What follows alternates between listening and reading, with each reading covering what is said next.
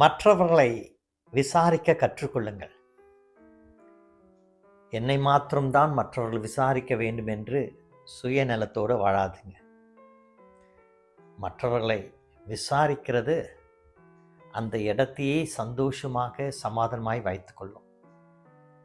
உங்கள் அம்மா இடத்துல போய் எப்படிம்மா இருக்கிறீங்க, அப்பா இடத்துல அப்பா எப்படி இருக்கிறீங்க, சாப்பிட்டீங்களா, உங்கள் மனைவியை பார்த்து என்னம்மா ஏன் இவ்வளோ நேரம் காத்திருக்கிறீங்க, சாப்பிட்ருக்க வேண்டியது தானே. கணவரை பார்த்து ஐயா நீங்கள் சீக்கிரம் சாப்பிடுங்க, எப்படி இருக்கிறீங்க, எதை குறித்தும் யோசிக்காதீங்க, இருக்கிற நாட்களிலே சந்தோஷமாக இருப்போம் என்று சொல்லி எவ்விதத்திலும் ஆறுதலாக விசாரிக்க கற்றுக்கொள்ளுங்கள்.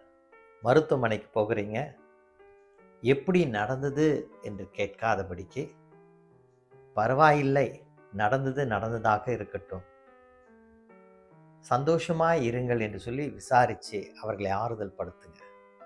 விசாரித்து பழகுங்களேன். பின்பு பாருங்கள், நீங்களும் சந்தோஷமாக இருப்பீர்கள், மற்றவர்களும் சந்தோஷமாக இருப்பார்கள்.